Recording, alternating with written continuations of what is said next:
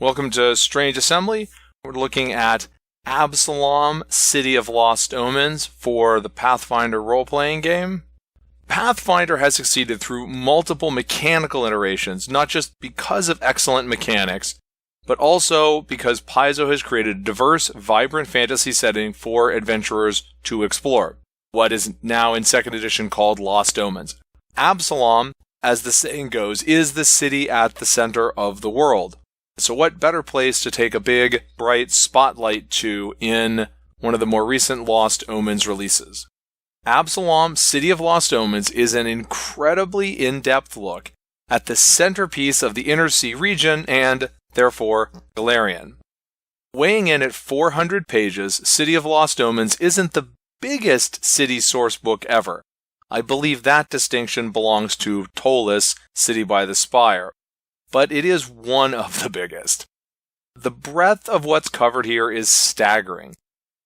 The city's history, including many of these storied sieges of Absalom, how the city government is organized, what its laws are like, what law enforcement is like, how commerce is conducted, the noble houses of the city, the politics, and then traditions in daily life. The city is divided into 11 districts, plus there's an undercity and a district-like section on the walls and related structures and something on the rest of Starstone Island.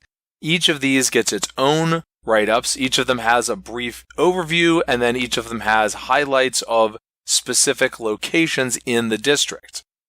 Each page also has informative sidebars. There are enough sidebars here that there are actually different icons to help keep track of the kinds of topics that are covered in the sidebars. There's general information, there's crime reports, there's adventure hooks, there's details that tie into existing Pathfinder products, right? And there are a lot of these, right? A lot of adventure paths, a lot of PFS scenarios intersect with Absalom, so there's a lot of chances for cross-references. About the only thing you won't find is details on the test of the Starstone. Indeed, there's not super much about the very early period of the city when Eridan was actually ruling it. In addition to these location-based details, there are about 130 pages of NPCs populating the city, from mighty spellcasters and political figures to beggars in the street. I loved the scope and the variety of the characters included. My main wish, out of all the stuff in this book, is that if we could have had more pictures of these NPCs.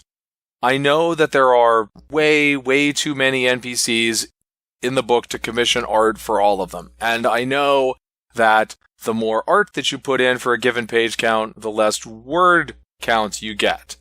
But for me, having that brief visual hook is really important for keeping track of NPCs and then presenting them to the players. The majority of them here don't get an illustration. It would be nice if they did. You know, I understand the realities are there, but what you gonna do? But when you look at this book, what makes it stand out is not just the volume of material included, but how well organized it is. Every location in the city has tags. It's a restaurant, it's a temple, it's a neighborhood, it's an entertainment venue, it's a school, whatever.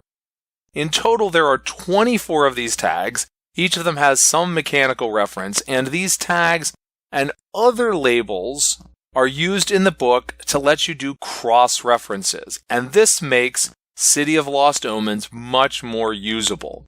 Right, so the player characters are trying to sell stolen merchandise, or they're trying to find someone else who is trying to sell stolen merchandise. Well, you can just check here under the fences category, and it'll tell you 4 different establishments such transactions might occur, and where in the city they're located. So you don't just have to read through district by district to try to find a place like that. You have a job you'd like to give to the player characters, and you want to know who in the city might offer that sort of thing? Well, there are 12 different establishments under the employers category. And there's a similar reference for the non-player characters, right? There are those 4 fence establishments in the city, but there are also 10 NPCs who fall into that category.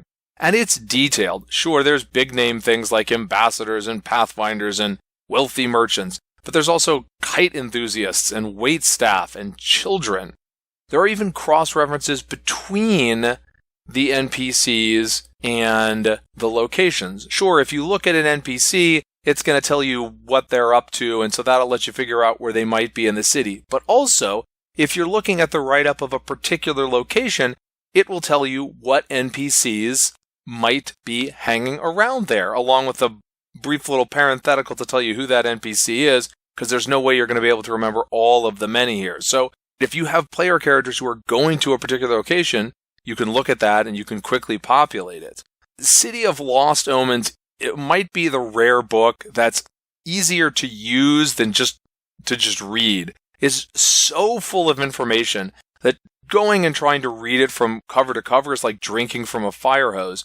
But the way that they do the cross-referencing makes it quite usable during actual game prep. Note that there is a very little bit of mechanical content in here. There's a bit of gear and a feat tucked away here or there. The main mechanical bit is the Azarketi, the Gilman ancestry. Overall, though, this is a flavor-focused book, not a mechanically focused book. In a lot of my reviews, I like to have a fairly detailed breakdown of what you're going to get in the book. That isn't really possible here, right? You're getting everything about Absalom, and you're getting it all at once.